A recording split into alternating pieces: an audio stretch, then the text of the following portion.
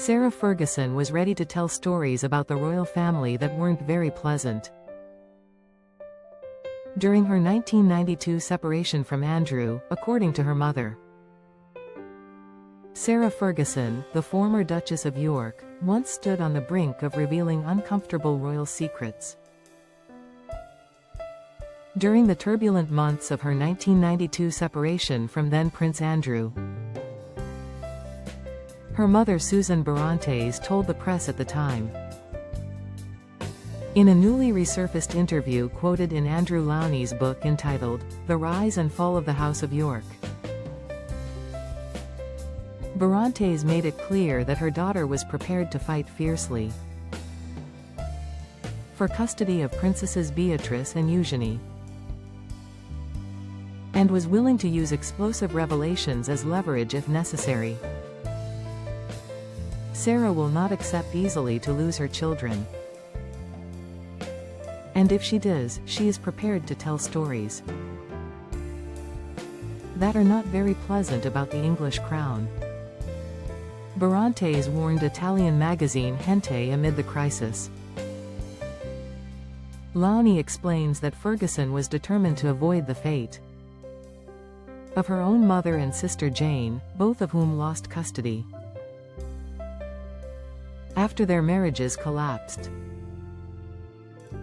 Her trump card, the author writes,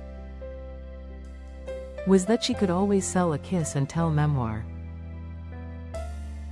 for Queen Elizabeth II and the royal household. The threat was ever present, and they knew it always would be. Royal author Tom Quinn, speaking in the Channel 5 documentary When Fergie Met the Monarchy, confirmed that such fears were not unfounded. He revealed that pushing Sarah away from Beatrice and Eugenie was put forward as a serious suggestion by the House of Windsor, largely because the family believed Andrew should have primary custody. Ultimately, a joint custody arrangement was reached, and the threatened tell-all never materialized, at least not in full. Ferguson waited until after the 1996 divorce to publish her first memoir,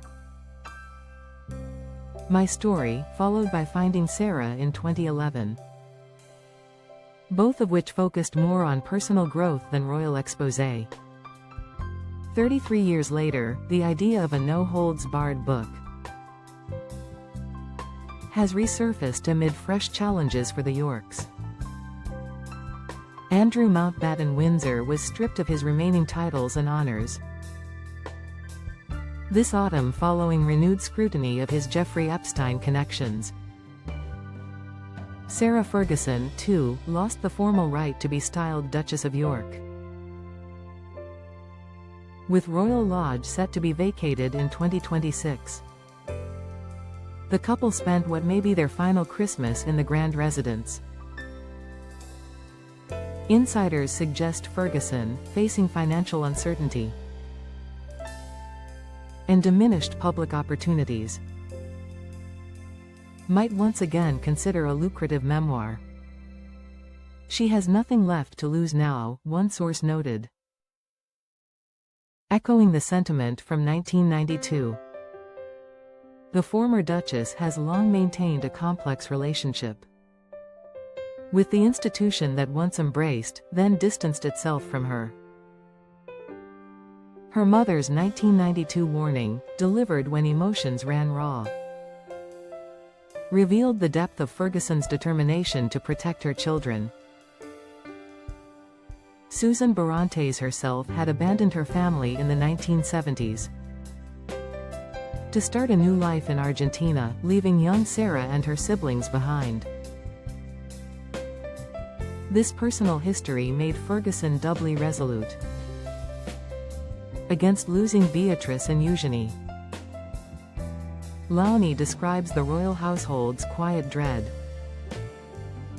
of what Ferguson might reveal if pushed too far. Palace advisors reportedly viewed her as the Houdini of the royal family, capable of escaping any constraint and resurfacing stronger. While no explosive book emerged in the 1990s, the threat alone influenced negotiations. Joint custody was agreed, preserving Ferguson's role as mother and avoiding public scandal. 3 decades on, the Yorks navigate new challenges. Andrew's fall from grace has been swift and severe, leaving Sarah to rebuild independently.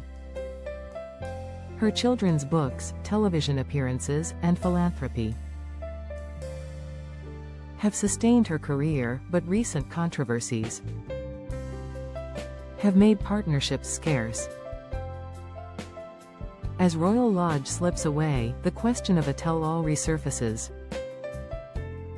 Sources claim Ferguson retains diaries and evidence from her royal years, material that could command substantial sums. Yet her daughter's positions within the family and lingering loyalty to the institution complicate any decision. Beatrice and Eugenie have worked hard to maintain relationships with King Charles and other senior royals. A memoir perceived as damaging could strain those ties. Ferguson's past books focused on self-reflection rather than exposé, suggesting restraint even when opportunities existed. Her mother's 1992 interview, however, reveals a moment when restraint felt impossible. The not very pleasant stories remain locked away for now. As 2025 ends and Royal Lodge's future looms, Ferguson faces choices about legacy, security, and truth. The woman once dubbed the Duchess of Pork by tabloids has repeatedly reinvented herself. Whether this reinvention includes finally telling those stories, only time will tell. For the royal family, the shadow of what might have been revealed in 1992 still lingers faintly. Sarah Ferguson's journey, from royal bride to resilient outsider, continues to fascinate. Her mother's words echo as a reminder of how close the institution once came to a very different narrative. In the end, love for her daughters, and perhaps a lingering affection for the family she married into, prevailed over revenge. That choice defined her path then, and may yet shape her decisions now. The York story, full of scandal and survival, remains one of the monarchy's most compelling chapters. As Christmas at Royal Lodge approaches its possible finale, Sarah Ferguson's silence, or lack thereof, could write its next page. For now, the not very pleasant tales stay untold, preserved in diaries and memory alone. The woman who once threatened to expose them chooses, once again, a different kind of strength.